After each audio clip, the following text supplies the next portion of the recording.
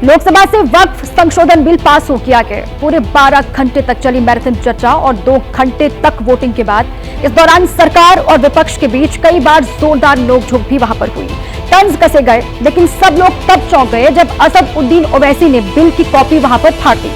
वक्फ bill पर सवाल उठाते हुए ओवैसी सरकार को घेर रहे थे और अपना भाषण खत्म करने से पहले उन्होंने बिल की कॉपी फाड़ दी, जिस पर बीजेपी ने जोरदार ऐतराज व्यक्त किया है, जताया है। ये देखिए आप।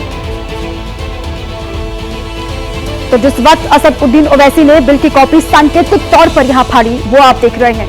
अपनी बात वो रख रहे थे और अचानक से भाषण खत्म करने से पहले उन्होंने बिल की कॉपी फाड़ दी। अब इस पर सियासत शुरू हो गई है। बीजेपी इस पर जोरदार हमला कर रही है। असदुद्दीन ओवैसी इस बिल को मुस्लिमों के खिलाफ बता रहे हैं और ये कहा जा रहा है कि मुस्लिमों के हितों पर ये सीधे सीधे सरकार की ओर से हमला किया गया है। और पूरी बात उन्होंने वहां पर रखी, बिल की नाकामियों को, बिल की कमियों को गिनाते हुए दिखाई दिए। और आखिर में जब उनका भाषण खत्म ही होने वाला था तो इस तरीके से सांकेतिक तौर पर उन्होंने इस बिल की कॉपी फाड़ दी।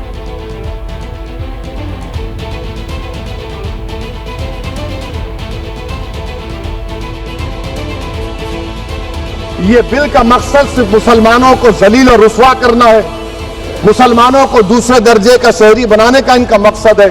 सर, अगर आप हिस्ट्री को पढ़ेंगे तो महात्मा गांधी उस वक्त के व्हाइट अफ्रीका में सफेद फार्म अफ्रीका के कानून को महात्मा गांधी ने कहा था कि ये मेरा कॉन्शियंस इसको मानता नहीं, मैं इस कानून को कबूल नहीं करता हूं। तो महात्मा गांधी ने क्या किया, उन्होंने उस कानून को फाड़ दिया। तो मैं गांधी की तरह इस कानून को फाड़ता हूं। ये अनकॉन्स्टिट्यूशनल है सर। इस देश में झगड़े पैदा करने का काम बीजेपी करना चाहती है मस्जिद और मंदिर के नाम पर, इसीलिए मैं इसका कंडेम करता हूं। गृह मंत्री जी ने अगर ये कह दिया कि अब इसमें चाहे वाकिफ हो, उसमें न कोई सरकार का दखल होगा, न वाकिफ के इंटेंशन पे, न वक्त में कोई दखल होगा। तो जब वक्त में कोई दखल नहीं है, न वाकिफ में कोई दखल है, और इसके बावजूद भी अभी भी आपने देखा ओवैसी साहब को कि अभी उन्होंने इस बिल को फाड़ने का काम किया है। तो ये जो बात कह रहे कि ये बिल असंवैधानिक है, असंवैधानिक काम तो उन्होंने किया है जो बिल फाड़ने का काम किया है। आज मैं पूछना चाहता हूं, आज किस लिए बिल फाड़ दिया? तो विपक्ष का सबसे बड़ा आरोप है कि सरकार का नया बिल संविधान विरोधी और गैर कानूनी है। आरोप के जवाब में सरकार ने भी इतिहास और कानून के पन्ने पलटकर पढ़ दिए।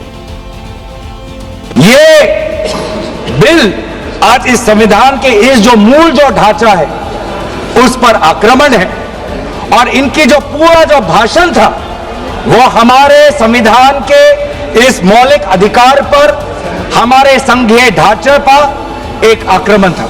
1995 में व्यापक रूप से ये वक्फ एक्ट बनी है, तो उस समय किसी ने नहीं कहा कि ये एक्ट अनकॉन्स्टिट्यूशनल है, किसी ने नहीं कहा उस समय ये अनलॉफुल है। आज जब हम उसी बिल को सुधार के ला रहे हैं, तब आपको ये अनकॉन्स्टिट्यूशनल, अनलॉफुल का ये शब्द इस्तेमाल करने का आपको ये नौबत कैसे आया, ये सोच क्यों आया? ये पूरी तरीके से संविधान विरोधी कानून है। साथ अनुच्छेद 14, अनुच्छेद 16, अनुच्छेद 26 और अनुच्छेद 25 का सीधे सीधे ओवरलैपिंग करने का काम करता है। मैं ये बताना चाहता हूं कि संविधान की दुहाई का जवाब मैं संविधान से ही दे रहा हूं। ये वक्त में जो संशोधन हो रहा है वो मौलिक अधिकार की धारा 15 में उसकी अनुमति मिलती है। आजकल संविधान की चर्चा होती है तो विपक्ष अक्सर उसकी लाल कॉपी लेकर कैमरे के सामने आ जाता है। कल भी संसद में यही हुआ। कांग्रेस के 2 नेताओं ने संविधान की कॉपी साथ रखकर सरकार को घेरना चाहा, तो जवाब में बीजेपी सांसद रविशंकर प्रसाद भी संविधान की एक कॉपी लेकर संसद आए थे। अयोध्या राम मंदिर में भी और आज के वक्त के संशोधन में भी मेरा एक ही मार्गदर्शक है, वो है भारत का संविधान। भारत का संविधान जो कहता है कि हमारा भारत में हर व्यक्ति को सामाजिक, आर्थिक और राजनीतिक न्याय, विचार अभिव्यक्ति, विश्वास, धर्म और उपासना की स्वतंत्रता, यही संरक्षण दे रहा है हमें। यह बाबा साहब के सपनों का संविधान है। उन्होंने देश के अंदर रहने वाले प्रत्येक नागरिक को, जो गरीब से गरीब नागरिक है, उसको वो अधिकार दिया जो सामने बैठे हुए हमारे प्रधानमंत्री को होगा। वही अधिकार बाहर सड़क पर बैठे हुए एक मजदूर को होने का काम होगा। सर, हम संविधान की हरी किताब लेकर